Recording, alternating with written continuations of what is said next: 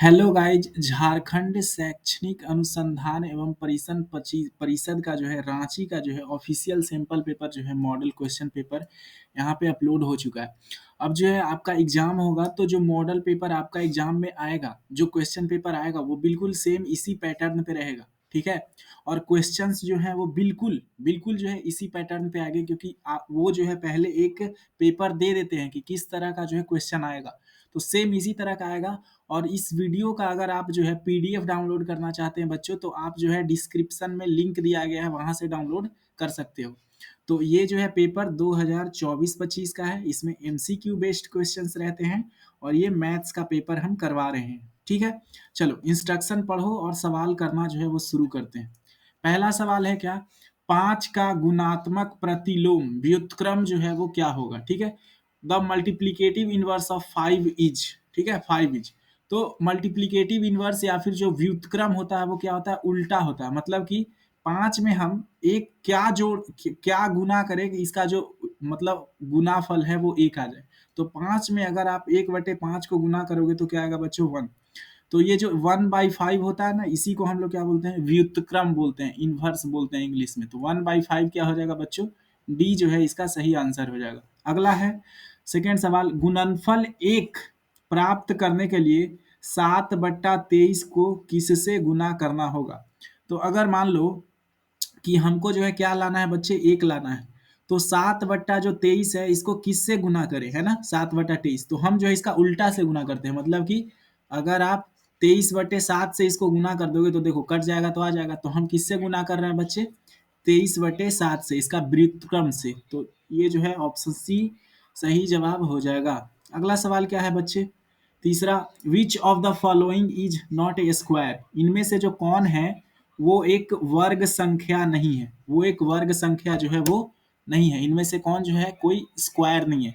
तो देखो जो 12 होता है ना, 12 क्या ये स्क्वायर है बच्चों, ये किसी का भी स्क्वायर जो है वो नहीं होता है। तो यही जो हमारा क्या है सही उत्तर है, 12 जो है वो स्क्वायर नहीं होता। 1 to 1 किसका स्क्वायर होता है बच्चों, 11 का स्क्वायर करोगे तो 1 to 1 आता है। और ये सारे भी क्या है, एक स्क्वायर है।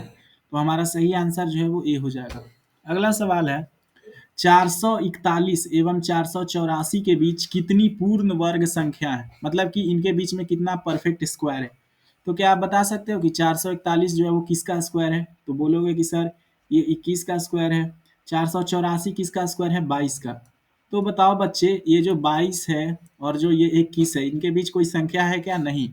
तो इनके बीच जो परफेक्ट स्क्वायर रहेगा वो भी कितना है, शून्य होगा। कोई भी परफेक्ट स्क्वायर नहीं होगा। अगला सवाल है, एक वर्गाकार फर्श जिसका एक किनारा 5 मीटर है तो उसके फर्श का क्षेत्रफल होगा डैश होगा। तो मान लो आपके पास क्या है, एक वर्गाकार जो है वो फर्श है। अब वर्गाकार फर्श है तो इसका एक किनारा कितना है, 5 मीटर। हमें इसका क्या निकालना है, क्षेत्रफल निकालना है। आपको पता है क्षेत्रफल का फॉर्मूला होता है ए स्क्वायर। तो 5 का जो है बच्चों स्क्वायर कर दो तो कितना आ जाएगा, 25 सेंटीमीटर स्क्वायर जो है इसका सही, 25 मीटर स्क्वायर सही उत्तर हो जाएगा, ऑप्शन बी। ठीक है। चलिए अगला सवाल है हमारे पास, -7 का क्यूब का मान क्या होगा। -7 का क्यूब मतलब कि इसे 3 बार गुना करना है। तो -7 गुने में -7 गुने में -7। देखो बच्चे, अगर हम लोग माइनस को 3 बार गुने करते हैं तो जो आंसर आएगा वो माइनस में आता है। अब 7 का क्यूब कितना होता है, 343, है ना। तो आंसर कितना आएगा, -343, ऑप्शन डी। अगला सवाल है, हमें इनका जो है गुणनफल निकालना है। बताओ कैसे जो है इसका घनमूल निकालना है। घनमूल मतलब क्यूब रूट। ठीक है, क्यूब रूट। तो क्यूब रूट कैसे निकालते हैं बच्चे, 3 के बदले 1 निकलता है। तो देखो यहाँ कितना 2 है, 1 2, 3 बार 2 लिखा हुआ है, 1 2, 3 बार क्या लिखा है बच्चे, 2। तो 3 संख्या के बदले जो है बाहर एक संख्या निकलता है। 3 बार 3 लिखा है, 3 × 3 × 3, और 4 बार क्या लिखा है, 4, 4 × 4 तो क्या है, हमें पता है कि जो 3 संख्या है उसके बदले एक संख्या निकलना है, किसमें, क्यूब रूट में। ठीक है, घन मूल में। तो देखो 2 निकल जाएगा, यहाँ यहाँ से 3 निकल जाएगा और यहाँ से 4 निकल जाएगा। इसको गुना करोगे 2 तिया 6, 6 चौका 24 जो है सही जवाब आएगा बच्चे। ठीक है। अगला है, एक पूर्णांक ए का पावर एम के लिए एम क्या कहलाता है। तो बच्चों जो ये जो ए का पावर एम हम लोग लिखते हैं, जैसे मान लो हम लिखें 3 का पावर जो है वो 2 है। तो इसमें जो 3 है, ये 3 को हम लोग क्या बोलते हैं, ये जो 3 रहता है इसको हम लोग क्या बोलते हैं बच्चे, आधार बोलते हैं, बेस, इसी का तो पावर होता है, इसको क्या बोलते हैं, आधार, बेस। और ये जो 2 है, 2 ऊपर वाले को क्या बोलते हैं बाबू, ये जो ऊपर वाला है ना इसको एक्सपोनेंट बोलते हैं, घातांक, ये क्या होता है, पावर, घातांक। अगला है हमारे पास सवाल, पढ़िए। 2/3 का गुणन व्युत्क्रम है, मतलब कि इसका गुणन व्युत्क्रम क्या है, इसका उल्टा क्या है, मतलब कि अगर हम इसमें क्या गुना करें कि जो मेरा उत्तर आएगा वो 1 आ जाए। तो देखो बच्चे, 2/3 में इसका उल्टा गुना कर दो, मतलब कि इसको पलट दो, डिनोमिनेटर को ऊपर और नोमिनेटर को नीचे, अंश हर को पलट दो। जैसे इसको 2/3 है तो 3/2 करोगे, तभी कट के बने ना बनेगा, तो इसी को बोलते हैं व्युत्क्रम। ठीक है, तो 2/3 का जो है व्युत्क्रम क्या होगा, इसको किसके साथ मल्टीप्लाई करना होगा, 3/2 के साथ।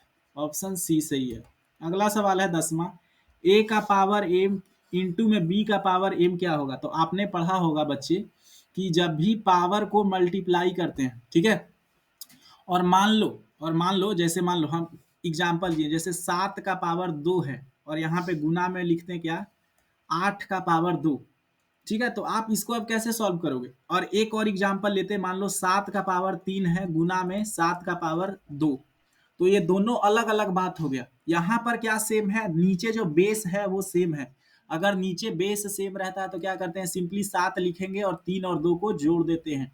लेकिन यहाँ वैसे नहीं होगा, यहाँ क्या करना पड़ेगा, गुना करना पड़ेगा। 7 और 8 को हमें गुना करना पड़ेगा, ठीक है, समझ रहे हो। तो 7 और 8 को गुना करो तो 7 × 8, और जो इसका पावर है बच्चों वो क्या आ जाएगा, कॉमन आ जाएगा। ठीक है, तो यहाँ पे ए और बी अलग अलग हैं, तो ए और बी को क्या करना पड़ेगा, गुना करना पड़ेगा, गुना। ठीक है, और एम जो है वो कॉमन आ जाएंगे। तो ऑप्शन नंबर डी जो है वो क्या हो जाएगा बच्चों, इसका सही जो है वो जवाब हो जाएगा। बोला जा रहा है क्या कि यदि 4a + 3b, b3 बराबर क्या है, बराबर 55 है, तो ए और बी का मान क्रमशः है, मतलब 4a b3, कहने का मतलब 4a, मान लो 4a और b3 है ना, इसका जो जोड़ आ रहा है बच्चों वो कितना आ रहा है, जो इसको जोड़ोगे तो ये दो संख्या, दो दो अंकों की दो संख्या होगी, तो इसे जोड़ेंगे तो कितना आ रहा है, 55, है ना, 55 आ रहा है। तो बताओ बच्चों हम इस जगह पे क्या रखें, ये जोड़ है ना। तो बताओ भाई, यहाँ ए है और यहाँ 3 है, क्या जोड़े कि 5 आ जाए, बताओ, ए के जगह पका रखे कि 5 आ जाए। तो बोलोगे सर 2 रख दो, यहाँ पे क्या रख दो, 2, 3 और 2 मिलकर 5 बन जाएगा। ठीक है, चलो इतना समझ में तो आ गया। ठीक है बाबू, अब 4 है और ई का है बी है, 4 में का जोड़े कि 5 आ जाए, 4 में का जोड़े कि 5 आ जाए, तो बोलोगे कि भैया इसमें 1 जोड़ दो, तो 1 जोड़ दिए। ठीक है, तो ए का वैल्यू कितना आ गया, 2, और बी का वैल्यू कितना आ गया, 1।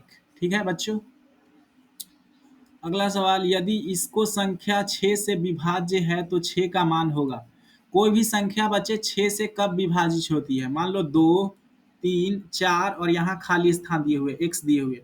कोई भी संख्या 6 से कब विभाजित होती है, जब वो 2 से विभाजित हो और 3 से विभाजित हो। ठीक है, 3 से विभाजित होने के लिए क्या करना पड़ेगा, 2 + 3 + 4, और ये जहाँ एक संख्या लेंगे डैश, वो सब जो है कितना, 3 से भाग लगना चाहिए। तो 3 2 5, 5 4 9, 9। तो यहाँ x के जगह पे क्या ले, आप ही बताइए, x के जगह पे क्या ले, x के जगह पे 6 ले लेते हैं। बोलोगे सर हम यहाँ तो 3 भी ले सकते थे, हम यहाँ 3 भी ले सकते थे ना, लेकिन बच्चा हम बाध्य हैं 3 न लेने के लिए। अगर 6 लेंगे तबे ना इकाई स्थान पर रहेगा, तो दुओ से कटेगा। इसी चलते हम का लिए हैं बाबू, वहां पे 6 लिए हैं। तो 2 और 3 दोनों से कटता है 6, है ना। अरे भाई, 2 का नियम पढ़े हो ना, कैसे विभाजित लगता है, 2 से कैसे विभाजित लगता है, इकाई अंक पर 2, 0, 4, 6 और 8 रहना चाहिए। 6 इकाई अंक पे आ गया, मतलब ये 2 से भी भाग लग रहा है और 3 से भी भाग लग रहा है। ठीक है, तो ये संख्या क्या होगी बच्चों, ये संख्या जो है वहां 6 आना चाहिए था इसके स्थान पर, तो ऑप्शन बी जो है वो सही उत्तर होगा। अगला सवाल है, 4/7 एक्स स्क्वायर का संख्यात्मक गुणांक है, मतलब इसका न्यूमेरिकल कॉफिशिएंट क्या है। तो न्यूमेरिकल कॉफिशिएंट क्या बोलते हैं बच्चे, जैसे यहाँ 4/7 है और क्या है, एक्स स्क्वायर है, क्या है बाबू, एक्स स्क्वायर। तो ये जो एक्स स्क्वायर है इसके पहले कौन सा नंबर है, एक्स के पहले जो नंबर है वही क्या हो जाता है बच्चों, हमारा कॉफिशिएंट, संख्यात्मक गुणांक। तो 4/7 जो है वो सही उत्तर हो जाएगा। अगला सवाल है, a + b × a + b का मान बताओ। तो यहाँ क्या हो रहा है बच्चे, स्क्वायर हो रहा है ना, ए प्लस बी को गुना कर रहे हैं, तो ए प्लस बी का स्क्वायर हो रहा है, यहाँ पे फॉर्मूला होता है A square plus B square plus 2ab। लेकिन यहाँ पे उतना भी करने का जरूरत नहीं है, ऑप्शन में सिर्फ क्या दिया है ए प्लस बी का होल स्क्वायर, है ना, दो बार गुना करोगे तो होल स्क्वायर होगा। अरे देखो, जब दो दो तीन और तीन को दो बार गुना करोगे तो इसको क्या लिखते हैं, तीन का स्क्वायर। उसी तरह ए प्लस बी को दो बार गुना करोगे तो ए प्लस बी का स्क्वायर। इसका मान क्या होगा, अब बोला जा रहा है ए प्लस टू का जो है वो मान क्या होगा, तो इस वाले फॉर्मूला पे रख दो, है ना, ये वाला फॉर्मूला पे ए के जगह पे क्या है, ए ही है, और बी के जगह पे क्या है, दो है। ठीक है बच्चों, ए का स्क्वायर मतलब कि ए का स्क्वायर, बी का स्क्वायर मतलब बी के जगह पे कितना है, दो, दो का स्क्वायर कर दो, और प्लस में 2ab, ए का ए है और बी के जगह पे क्या है, दो है। ठीक है, चलो ए स्क्वायर प्लस में दो दूना चार प्लस में 4a, तो ये कहाँ है इस तरह का, तो देखिए बच्चे, तो आप ध्यान से, ये ऑप्शन मैच कर रहा है, ये वाला जो है हमारा आंसर जो है दोनों क्या कर रहा है, मैच। 5a² बी का सार्व गुणनखंड है, इसके सारे फैक्टर्स क्या है बच्चे, हाँ, तो इसके सारे फैक्टर्स जो है वो बच्चे क्या है, ये 5 गुने में a इंटू बी, यही तो है इसका सार्व गुणनखंड। फैक्टर्स इसका क्या है, ये वाला है, 5 है, फिर a का पावर 2 है तो a फिर b। ठीक है बच्चों, अगला सवाल है यहाँ पे, इसका गुणनखंड बताएं, डैश का गुणनखंड x प्लस ए एक्स प्लस बी है, इनमें से कौन सा इक्वेशन है जिसका जो गुणनफंड है जो वो x प्लस ए और क्या है बच्चों, x प्लस बी है। गुणनखंड क्या रहना चाहिए, x प्लस ए और x प्लस बी, इन दोनों किसी का जो है फैक्टर है, फैक्टर है इंग्लिश वालों के लिए, x प्लस ए और x प्लस बी क्या है, इनमें से कोई एक संख्या का जो है वो फैक्टर है। तो आपको कैसे पता चलेगा कि ये जो है किसका जो है वो फैक्टर है, तो हम लोग जो है क्या करेंगे, पहले वाले इक्वेशन को उठाते हैं। ठीक है, ये थोड़ा हार्ड सवाल है, ध्यान से देखो नहीं तो समझ नहीं आएगा। एक्स स्क्वायर प्लस ए प्लस बी और फिर क्या है, एक्स है, और यहाँ है प्लस में ए बी। ठीक है, ए बी है। देखो, अगर जो है यहाँ पे देखें बच्चे, तो क्या मुझे कुछ कॉमन जो है यहाँ पे दिखाई दे रहा है क्या, कुछ कॉमन दिखाई दे रहा है, ये तो हमको लग रहा है अपने आप, मेरे को अंदर से पता चल रहा है कि भाई ये तो होने वाला नहीं है, लेकिन फिर भी एक बार करके देख लेते हैं। अगर इन दोनों में से x कॉमन लोगे तो क्या बचेगा, x कॉमन लेंगे तो यहाँ बचेगा x, और यहाँ क्या बचेगा बाबू, a प्लस बी, है ना, a प्लस बी, और उधर क्या है, प्लस में ए बी है। ये जो है नहीं होगा, ये क्या है बच्चों, नहीं होगा। ठीक है, इसको ट्राई करते हैं, सेकेंड को ट्राई करके देखो, ऐसे ही हमको ट्राई करना होगा, एक्स स्क्वायर माइनस में ए माइनस में बी, ठीक है, और एक्स ए माइनस में ए बी है ना, तो हमें x प्लस ए और x प्लस बी चाहिए। देखो बाबू, यहाँ बहुत ज़्यादा माइनस है, ध्यान से देखोगे तो पता चल रहा है बहुत ज़्यादा ही माइनस है ना, कहाँ से होगा ये, मुझे लग रहा है ये नहीं होगा, फिर भी देखो सॉल्व करके देख लेते हैं। एक्स स्क्वायर माइनस में ए, इससे गुना करना होगा ना, तो पहले ए से गुना करते हैं, एक्स, ठीक है, फिर माइनस में ए स्क्वायर बी, ये भी जो है वो नहीं होगा। ठीक है, ये वाला भी जो है वो नहीं होगा बच्चे। इसमें से कौन ऑप्शन होगा, एक्स प्लस ए एक्स प्लस बी का गुणनखंड है, फैक्टर है, फैक्टर, फैक्टर मतलब ये किन्हीं से जो है डिवाइड होना चाहिए, वो डिवाइड कर देगा उसको। तो कौन है, किसको सॉल्व करना पर एक्स प्लस ए और एक्स प्लस बी आएगा, हाँ, कोई बता सकता है यहाँ पर। ठीक है, ये सवाल को लास्ट के लिए छोड़ते हैं भाई। ठीक है, ये अभी मेरे को पता नहीं चल रहा कि इसका सॉल्यूशन क्या होगा। ठीक है, ये गलत है या फिर मेरे को नहीं आ रहा है, इसको लास्ट में देखते हैं। ठीक है, अभी और सवाल बचा है उसको करो। एक रैखिक समीकरण के कितने हल होते हैं बच्चे, कोई लीनियर इक्वेशन होता है, जैसे मैंने लिखा x plus two x plus में 6, तो इसका जो है कितना हल होता है, इसका एक हल होता है। एक हल मतलब अगर हम किसी एक वैल्यू को रखें x के जगह पे तो वहां 0 आएगा, इसी को क्या कहते हैं, रैखिक समीकरण। अगला है, हमको क्या करना है, इसको सॉल्व करना है। समीकरण को हल करो, 5x प्लस में 2x प्लस में 8 है, क्या है, 5x प्लस में 7 और बराबर में है 2x प्लस में 8, इसे हल करना है। तो हल करोगे क्या, 5x प्लस में 7, 2x प्लस में 8, 5x प्लस में 7, 2x प्लस में 8, है ना, करो, ऐसे लिखते हैं, इससे दिखने में 5x प्लस में 7, 2x प्लस में 8 है। देखो इधर जो है 5x है, इधर 2x है, माइनस में हो जाएगा 5x माइनस में 2x इज इक्वल टू, उस तरफ जाएगा तो 8 माइनस में 7, ये कितना आ जाएगा, 3x इज इक्वल टू 1। ये देखो इधर गुना में है तो x इज इक्वल टू क्या आ जाएगा 1/3। 1/3 कहाँ है? Option number first. अगला सवाल है 50 आमों के समूह में 40% आम पके हुए हैं।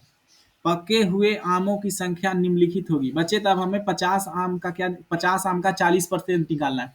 तो 40% इंटू में क्या है? ऑफ है ना, का। 40% का 40% का क्या निकालना है? 40% ऑफ कितना? 50 का है ना, 50 का निकालना है। तो 40/100 इंटू में 50 करेंगे। ठीक है बच्चों, यहाँ देखो एक जीरो से एक जीरो गया, एक जीरो से एक जीरो गया, तो कितना आ जाएगा? 20 आम है, मतलब कि 20 आम जो है बच्चे वो पके हुए हैं। अगला सवाल है बट्टा। बट्टा प्रतिशत वस्तु पर परिकलित किया जाता है, मतलब discount percentage is calculated on the. तो डिस्काउंट परसेंट या फिर बट्टा प्रतिशत किस पे कैलकुलेट किया जाता है? अंकित मूल्य पे, कोस्ट प्राइस पे, सेलिंग प्राइस पे। तो अंकित मूल्य पे जितना जो है लिखा रहता है, जैसे आप पार्ले जी खरीदोगे तो उस पे लिखा रहता है 2 रुपया, 3 रुपया, 5 रुपया MRP, ठीक है, उसी पे तो हम लोग करते हैं। अगला है x/y बराबर k है, तो k को हम लोग क्या कहते हैं? के को क्या कहते हैं? ठीक है, एक्स बटे में वाई क्या है? तो हम इसको कोसेंट कहते हैं, भागफल। भाग देने पर कितना आया? जैसे देखो, अब 4 को किससे भाग दोगे? 12 को 4 से भाग दोगे तो कितना आएगा? कट जाएगा। तो इसको ऐसे भी तो लिख सकते हो, 12/4 इज इक्वल टू 3। तो ये 3 क्या कहलाया? ये कोसेंट ही तो कहलाता है, भागफल कहलाता है। ठीक है, अगला है यदि एक्स और वाई दोनों प्रतिलोम अनुपात में हैं, if both X and Y are in inverse proportion, then ये दोनों क्या है बच्चे? एक दूसरे के इनवर्स प्रोपोर्शन में है। मतलब कि यहाँ पे बोला जा रहा है 1/x बटे में बटे में 1/y इज इक्वल टू क्या है? k है। यही क्या होता है? इनवर्स प्रोपोर्शन होता है। इनवर्स का मतलब ये होता है। तो अब देखो बच्चे, 1/x है तो इसको 1/x लिख दो, और 1 पलटेगा तो y बटे में x हो जाएगा, है ना। y बटे में 1 हो जाएगा, सॉरी, y बटे में 1 बराबर में k। अब बच्चों देखो, इसको y बटे में x लिख सकते हो, y बटे में x बराबर की। तो इस तरह का ऑप्शन कहाँ हमें देखने को मिल रहा है, बता सकते हैं क्या? ये देखो, ये वाला मिल रहा है, इसको सॉल्व करोगे तो हो जाएगा यही, है ना। इसको ऐसे भी तो लिख सकते हैं, k को यहाँ ले चल जाओ, x बराबर यहाँ पे ऐसे लिख सकते हैं बच्चा, x बराबर y/k, है ना। चलो, अब जो है 24 सवाल में क्या बोला जा रहा है? यदि किसी चतुर्भुज के 3 कोनों में से प्रत्येक कोण 90 के बराबर है, तो चौथा कोण है। अगर मान लो कोई चतुर्भुज है, ठीक है, तो उसका जो हर एक कोण है ना, इच एंगल, वो 90 डिग्री है। तो मान लो हम इधर चतुर्भुज बना लिए ये, ठीक है, इसका हर एक कोण कितना है? 90। ये भी 90, ये भी 90, ये भी 90। तो बच्चों आपको पता होगा, मान लो इसको x, तो हर एक एंगल का जो चारों एंगल होता है उसका जोड़ कितना होता है? 360 डिग्री। तो अगर हमें 360 बनाना है तो एक्स भी कितना लाना पड़ेगा? 90 ही लाना पड़ेगा। तो ऑप्शन डी जो है वो सही होगा, चौथा कोण भी 90 होगा। निम्न में से किस चतुर्भुज के लिए विकर्ण बराबर होते हैं? मतलब कि ऐसा कौन सा चतुर्भुज है जिसके जो डायगोनल होते हैं, जो विलंब होते हैं, विकर्ण होते हैं, वो बराबर होते हैं? तो आपने सुना होगा आयत, मतलब कि रेक्टेंगल। मान लो ये रेक्टेंगल ऐसे लोगे तो जो डायगोनल होते हैं वो बराबर होते हैं। मतलब कि अगर ये वाला डायगोनल का जो लेंथ है वो 20 मीटर है, तो ये वाला भी डायगोनल जो है, इसका भी डायगोनल का लेंथ कितना होगा बच्चे? 20 ही मीटर होता है। ठीक है, ऑप्शन नंबर डी सही हो जाएगा, रेक्टेंगल जो है इसका सही उत्तर है। अगला सवाल है किसी षडभुज के कोनों का योग कितना होता है? The sum of angles of a hexagon is. तो आपने आपने फॉर्मूला पढ़ा होगा कि कोई भी पॉलीगॉन रहता है, पॉलीगॉन का जो है इंटीरियर एंगल का जो सम होता है वो क्या होता है? n-2 इंटू में 180 डिग्री। ठीक है बच्चा, यहाँ n का वैल्यू क्या है? षडभुज, षडभुज मतलब कि 6 भुजाओं वाली। तो n का वैल्यू यहाँ 6 है, तो 6-2 इंटू 180, यहाँ 4 इंटू 180, ठीक है, तो 18×4 = 72 आता है, मतलब सम आएगा 720 डिग्री, ऑप्शन डी। अगला सवाल है निम्न में से किस एक बहुफलकी नहीं बनेगा? मतलब which of the following not form A polyhedron. इनमें से जो है कौन जो है एक पॉलीहेड्रॉन नहीं बनाएगा? तो 3 त्रिभुज, 2 त्रिभुज और 3 समांतर चतुर्भुज, 8 त्रिभुज, एक पंचभुज और 3 5 जो है वो त्रिभुज, ठीक है। तो इस क्वेश्चन को जो हम लोग लास्ट में करेंगे, इसके लिए एक फॉर्मूला होता है पॉलीहेड्रॉन के लिए, ठीक है। अगला सवाल है 28, बोला जा रहा है किस त्रिविमीय आकार में शीर्ष नहीं होता, मतलब which three dimensional cells shape does not have vertex. तो इसमें ऑप्शन दिए हुए हैं पिरामिड, कोन, स्फेयर, प्रिज्म। तो बच्चे जो आपने फुटबॉल देखा होगा, फुटबॉल वो एक गोला ही तो होता है, उसमें भाई क्या कोन होता नहीं होता। आयत का क्षेत्रफल क्या होता है, तो आयत का क्षेत्रफल होता है लंबाई इंटू चौड़ाई, लेंथ इंटू ब्रेथ। वर्ग की एक भुजा की लंबाई 25 सेंटीमीटर है, तो इसका परिमाप क्या होगा। तो मान लो एक हमारा स्क्वायर है ऐसे, एक भुजा कितना है 25 सेंटीमीटर, इसका जो है पेरीमीटर का फॉर्मूला होता है 4a, 4 इंटू 25, तो कितना आ जाएगा बच्चे 100 सेंटीमीटर जो है वो सही उत्तर होगा डी। वैसी आकृति जिसके तीन विमाएं होती हैं कैसी आकृति कहलाती है। What kind of shape that which has three dimensional shape, तो उसे हम लोग बोलते हैं त्रिविमीय या फिर थ्री डायमेंशनल बोलते हैं, जैसे कि कोन हो गया, सिलेंडर हो गया, क्यूबॉइड हो गया, क्यूब हो गया, ठीक है बच्चों। अगला सवाल है the surface area of cube of side x is, तो आपको क्यूब का जो है सरफेस एरिया बताना है। तो बच्चे इसका फॉर्मूला होता है 6a²। यहाँ ए के जगह पे क्या लिया है, एक्स लिया है, तो बस पुट कर दो 6x², ऑप्शन बी। आगे बोला जा रहा है आंकड़े का परिसर है, मतलब कि द रेंज ऑफ डेटा। तो रेंज क्या होता है बच्चे, लो हाईएस्ट माइनस लोवेस्ट। जो हाईएस्ट वैल्यू है ना उसमें से जो लोवेस्ट वैल्यू है वो घटा दो, इसका रेंज निकाला आएगा। तो हाईएस्ट वैल्यू क्या है 9, 8, 4, 3, 2, 1, 10, 12, 15, 15 जो है वो हाईएस्ट वैल्यू है बच्चों। और जो लोवेस्ट वैल्यू है वो कितना है आपको दिख रहा है, मुझे एक दिख रहा है, एक से क्या कोई छोटा नंबर है, बोलोगे सर नहीं है, तो इसका जो रेंज आ जाएगा वो 14 आ जाएगा, ठीक है।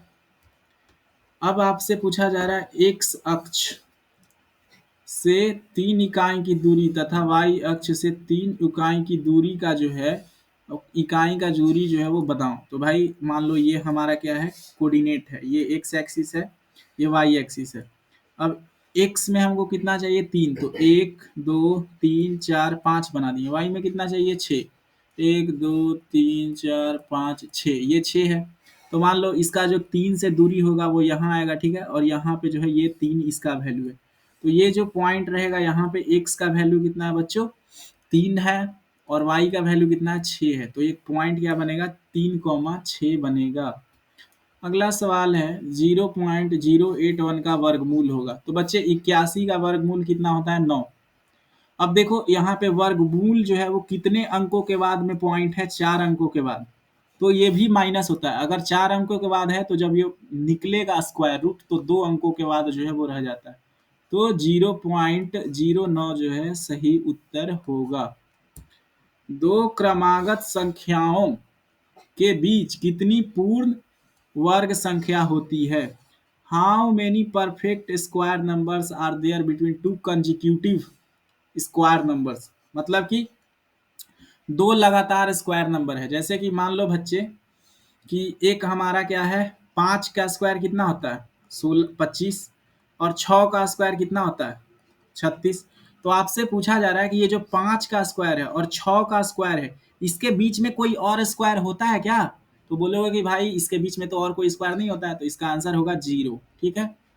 अगला सवाल है किसी विकल्प में 2/3, 11/5 अवरोही क्रम, इसको अवरोही क्रम में लिखना है डिसेंडिंग ऑर्डर में, ठीक है।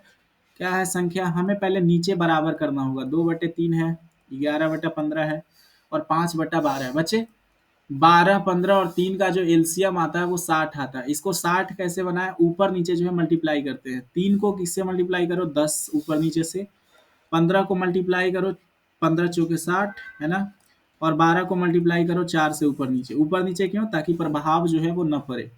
ये क्या आएगा बच्चों 2/3, ये आ जाएगा हमारा 20/60,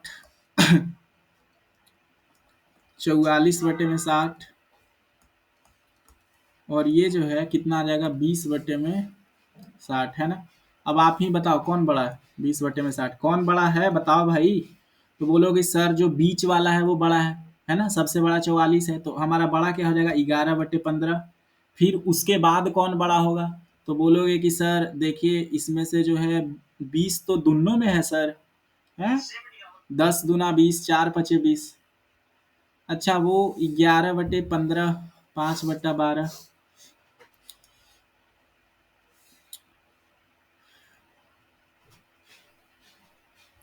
एक मिनट, यहाँ 10 को 3 से गुना करोगे तो 30 ही तो होगा। यहाँ पे 6 से गुना करना होगा ना, तो यहाँ 60 आएगा। सबसे बड़ा जो है वो ये वाला है, ये तो पहले ही से है भाई, डिसेंडिंग ऑर्डर में ये लिखा हुआ ही है। देखिए ध्यान से, 60 है, 44 है, 20 है, तो यही है 2/3, 11/5, 5/12। 2/3, 11/5 कहाँ है भाई डिसेंडिंग ऑर्डर में?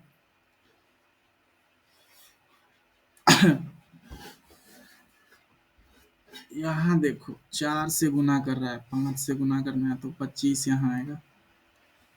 ठीक है, तो ये पहले से ही है, तो जो क्रम कहाँ है, 2/3, 11/15 और 5/12, ये पहले से ही क्या है बच्चे, अवरोही क्रम में ही है। अगला सवाल है 38 सवाल नंबर में, 5/9 प्लस में माइनस में 8/9 का मान क्या होगा? तो आपको 5/9 में से माइनस में 8/9 क्या करना है, बताना है क्या होगा। तो देखो भाई 5/9 है और माइनस में 8/9, 9 तो ऊपर नीचे आ जाएगा, 5 - 8 तो कितना आएगा, माइनस में 3/9 आएगा। 3/9 को काटोगे तो 3 × 3 = 9 कट जाएगा, तो माइनस में 1/3 जो है वो सही उत्तर है, ऑप्शन बी। ठीक है, ऑप्शन बी इसका कौन आंसर होगा, 37 वाला का है 5/12।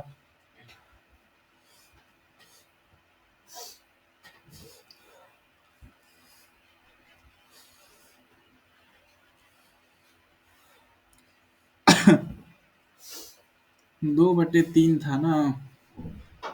37 वाला को जो है एक बार और हम लोग कर लेते हैं, 2/3 है। 2/3 को अगर हम 60 बनाएंगे तो कैसे बनेगा, ऊपर नीचे जो है 20 से गुना कर दो, तो ये आ जाएगा 40/60। 11/15 है, इसको गुना करेंगे ऊपर नीचे 4 से, तो ये आ जाएगा 44/7। और 5/12 है, इसको ऊपर नीचे करो 5 से, तो बच रहे 25/60। बताओ बच्चे जो सबसे बड़ा है वो कौन है, 11/15 जो है वो सबसे बड़ा है, तो ऑप्शन सी जो है वो सही होगा। फिर उसके बाद 2/3 बड़ा है और फिर 5 जो है वो 12 बड़ा है। अगला सवाल है हमारे पास 39, यदि ए का जो वैल्यू है वो -1 है, बी का वैल्यू बराबर 2 है, तो एक ए का पावर बी इंटू बी का पावर जो है ए, क्या जो है वो वैल्यू आएगा। ठीक है, तो देखो ए के जगह पे क्या है बाबू, ए के जगह पे बोलोगे सर -1 है, -1 का पावर क्या रखना है, बी रखना है, मतलब 2 रखना है इसका पावर, इंटू में अब बी क्या है, बी जो है वो 2 है, इसका पावर क्या रखना है, -1 रखना है। तो बच्चों आपको पता होगा जब पावर -1 होता है तो वो कहाँ चला जाता है, हर में चला जाता है, मतलब कि अगर -1 का पावर 2 करोगे तब तो ये प्लस का 1 आ जाएगा, और ये 2 है ना, ये क्या हो जाएगा, 1/2 का पावर 2, 2 का पावर 1। ठीक है, 1 -1 कहने का मतलब ये हर है, डिनोमिनेटर है। ठीक है, तो 1 प्लस में 1/2 क्या आएगा, 3 और 1, 2 और 1, 3/2। 3/2 कहाँ है, 3/2 कहाँ है बच्चे, हाँ -1 का स्क्वायर इंटू में 2 का पावर -1 है ना, तो यहाँ गुना का साइन है ना बीच में, तो ये आएगा 1/2। हम प्लस का साइन क्यों लगा दिए थे, गुना का साइन है, 1/2 जो है वो सही उत्तर है। अगला सवाल है हमारे पास, 120 डिग्री कोण को हम लोग क्या बोलते हैं, तो ये अधिकोण होता है, अधिक कोण है ना। न्यून कोण क्या है, जो 90 डिग्री से कम रहे। सम कोण क्या है, जो 90 डिग्री रहे। अधिक कोण क्या है, जो 90 डिग्री से ज्यादा रहे। ठीक है, पूरक कोण क्या होते हैं, जिनका जोड़ जो है 90 डिग्री होता है, जैसे 30 और 60। अगला सवाल है, रामानुज कौन है, तो रामानुज कौन थे भाई, गणितज्ञ थे, बहुत बड़ा गणितज्ञ थे, है ना।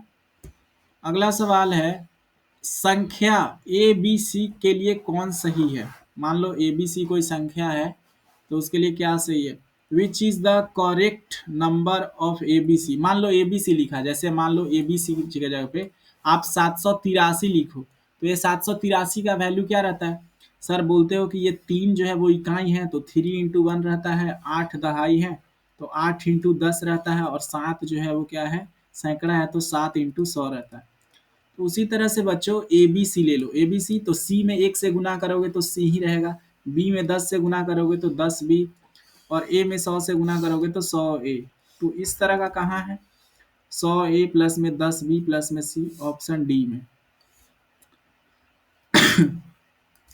निम्नलिखित में से कौन सा द्विपदी विजयकी व्यंजक है, मतलब बायनोमियल एल्जेब्रिक एक्सप्रेशन। बायनोमियल मतलब जिसमें दो पद रहे। देखो बच्चे क्या होता है, monomial, monomial, binomial, binomial, binomial, trinomial, trinomial. इसका नाम से ही पता चल रहा होगा आपको कि मोनो में एक, बाई में दो, ट्राई में तीन। तो हमें बाई पूछ रहा है, तो एक्स स्क्वायर माइनस 1 जो है यहाँ बाई है। अगला सवाल है, घन का कुल पृष्ठीय क्षेत्रफल का सूत्र जो है वो क्या होता है। The formula of surface area of A cube. तो बच्चे इसका फॉर्मूला होता है 6l²। ठीक है, 6l² जो है इसका क्या होता है, कुल जो है वो सरफेस एरिया का जो है वो फॉर्मूला होता है। मतलब 6 सरफेस रहता है ना, 4 दीवार, एक नीचे एक ऊपर, है ना, तो l² हो जाता है। अगला है, among the following A positive rational number is, मतलब इनमें से कौन पॉजिटिव रेशनल नंबर है, तो 4/5 दिख रहा है, साफ साफ एकदम। इसका जो हमें क्या निकालना है, घन मूल निकालना है। What will be the cube root of 32.768। अब देखो भाई, या तो इसका आपका घन मूल याद होगा, नहीं तो आप प्राइम फैक्टराइजेशन करोगे फिर निकालोगे। तो अब हम प्राइम फैक्टराइजेशन ही करेंगे, 32, 7, 6, 8। ठीक है, देखो ये जो है सबसे पहले 2 से कट रहा है, ठीक है, तो 2 से करोगे 16, 36 दूना 72, 37 दूना तो 3 दूना 6, फिर 16, 8, 4, फिर 2 से लगाएंगे तो ये क्या आएगा, 8, और फिर ये 19 दूना 38, 2, फिर 2 से लगाओगे 4, फिर 9 दूनी 18, ठीक है, लेकिन फिर 0 आएगा, 9 दूनी 18, है ना, 9 दूनी 18, फिर 6 दूनी 12, 4096 आ गया। फिर 2 से करो, 20 दूना 40 और 48 दूना 96, फिर 2 से करेंगे 1024, फिर 2 से करोगे 5 दूनी 10, और फिर 1 2, 512। अब आपको पता है कि 512 जो है, अब आप आसानी हो गया कि 8 का 8, 8 8 64, और 64 8 कितना होता है, 512। तो 512 बराबर, तो आपको पता है भाई कि ये किसका क्यूब है, 8 का जो है ये क्यूब है ना। अब ये देख लेते हैं, ये सारे को, 2 को जो है वो 3 बार लो, और इसको भी 2 को 3 बार लो। ठीक है, 3 बार क्यों लिए हैं भाई, बोलोगे भाई 3 बार क्यों लिए हो सर, इसलिए लिए हैं ताकि जो है हम क्यूब रूट जो है अब इसका निकाल सकें। तो बच्चे क्या आप 32, 7, 6, 8 को ऐसे लिख सकते हो, बराबर बराबर 512 को 888 लिख दिए है ना, 888, और गुने में यहाँ से देखो 2 का पावर 3 एक बार, और यहाँ से 2 का पावर 3 एक बार। ठीक है, तो क्या आएगा यहाँ पे, 8 3 8 के बदले एक 8 निकलेगा, 2 का पावर 3 है तो 1 2 निकलेगा, 2 का पावर 3 है तो 1 2 निकलेगा, 8 चौके, 8 चौके 32 आएगा। मतलब इसका उत्तर तो 32 आएगा भाई, लेकिन अब पॉइंट का खेल रह गया, सर पॉइंट कितने अंकों बाद लगेगा, है ना। तो देखो जब क्यूब रूट होता है ना, क्यूब रूट होता है तो क्या होता है, 3 अंक के बदले 1 अंक के बाद पॉइंट जो है वो लगता है, 1 अंक के बाद। तो 3.2 जो है वो सही आंसर आएगा। अगला सवाल है, 11/25 को डिवाइड किस से करें कि माइनस में 11/25 जो है वो आ जाए। ठीक है, 11/25 को जो है किस संख्या से डिवाइड करें कि माइनस आ जाए, तो सिर्फ -1 से डिवाइड कर दो, हो जाएगा ना आंसर।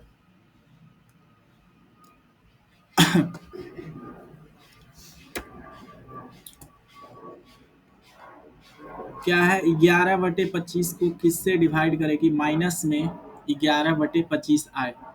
तो यहाँ आंसर जो है वो -1 आना चाहिए। कट के देखते हैं कौन ऑप्शन में -1 है ना। 5/8, 3/4, 5/8, ये सारे ऑप्शन जो है वो गलत हैं। ठीक है, -1 से डिवाइड करोगे तब ना -1 आएगा भाई। अगला सवाल है हमारे पास, 0.25 का वर्गमूल क्या होगा। अब ये आसान है, आपको तो पता है 25 का जो वर्गमूल होता है तो 0.25 का बताना है ना। अरे पेन का हुआ 0.25, इसका वर्गमूल कैसे निकलेगा, 5 आ जाएगा, लेकिन यहाँ पे 0.5 रहेगा, 2 अंकों के बाद है। ठीक है, यदि दो एक्स का पावर 3 बराबर 2 है तो भाई देखो 2x+3 और इधर जो है 2 का पावर क्या है 1 है, तो यहाँ से देखो x+3 का वैल्यू कितना आ गया 1, x+3 इज इक्वल टू 1, यहाँ से x का पावर क्या आ गया 3 माइनस में 2, x का वैल्यू जो है वो 2 है ना। 2 है लेकिन किसमें, माइनस में ना, क्योंकि ये -3 हो जाएगा, ये -3 हो जाएगा, +1 है, -2 आएगा। ठीक है, -2 उस तरफ जाएगा तो माइनस होता है ना। अगला है निम्न में से कौन 3D आकृति का उदाहरण है, तो जो गोला है स्फेयर वो क्या है बच्चों, एक 3D है। इसका जो है पीडीएफ आपको डिस्क्रिप्शन के लिंक में दे दिया जाएगा, ये आंसर की भी है। अगर आप झारखंड बोर्ड से हैं, मैथ इंग्लिश सोशल साइंस सबका पेपर चाहते हैं तो सर्च करो टीटीएस क्लासेज, जो पेपर चाहिए सर्च करिए और टीटीएस क्लासेज।